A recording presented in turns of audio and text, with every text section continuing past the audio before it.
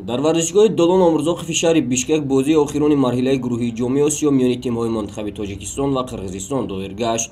Дар он барои ҳарду монтахаб натиҷаи рақобат он қадар таъсири амиқи худро намерасонид, вале ҳама вақт вохӯриҳои монтахаби Тоҷикистон ва Қирғизистон хеле тезу тунд ва шадид сурат мегиранд. Агар ҳатто он бозӣ рафиқона бошад, вохӯрӣ дар умум баробар сурат гирифт ва футболбозони ҳарду тим навбат ба навбат самти дарвозаи ҳамдигар имкониятҳои голзаниро ба вуҷуд меоварданд.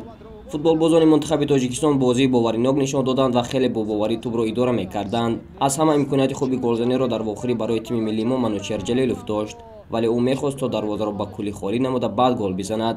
ба ин амали ӯ ҳимоятгарон муқобилият нишон дода хатарро бартараф карданд. монтахаби Қирғизистон низ дар қисми дуюм якчанд лаҳзаҳои хатарнокро дар назди дарвозаи Рустам Ятимов созмон дод, вале Рустами мо рустамона аз ӯҳдаи иҷрои вазифаи худ баромад. бозӣ бо ҳисоби мусовӣ ҷанбаст шуд, вале инро бояд гуфт ки мусовӣ муқобили тиме ки бештар аз 20 000 ҳаводораш бо рӯҳбарияташ дар майдон қарор дорад баробар ба пирӯзии бузург аст. ҳамин тавр монтахаби Тоҷикистон дар гурӯҳ аз мақоми аввал бо гирифтани 7 имтиёз аввалин маротиба дар таърихи футболи кишвар ба марҳилаи ниҳоии ҷоми Осиёро хат гирифт.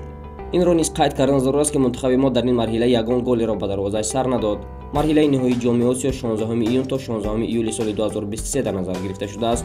то ҳол муайян нест ки марҳилаи ниҳоии чемпионат дар куҷо доир мешавад.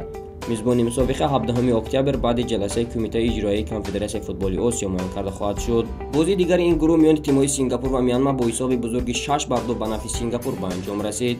Сингапур дар гурӯҳ мақоми сеюмро касб кард. ин ғалабаро барои тамоми мардуми Тоҷикистон табрику таҳният мегӯям.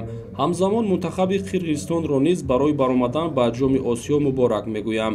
миннатдори худро ба Федератсияи футболи Қирғизистон барои ташкили мусобиқа шароити фароҳам оварда ва муносибати хуб нисбати мо мерасонам. ҳамаи бачаҳоро барои бозии зебояшон таҳсин мехонам. бояд меҳнати тамоми сеътоди мураббиён, роҳбарияти федератсия, ҳамаи кормандони федератсияро дарҷ намуд, ки хеле зиёд аст. тӯли 3 ҳафта аст ки якҷо ҳастем. дар ин муддат бисёр чизҳоро аз сар гузаронидем.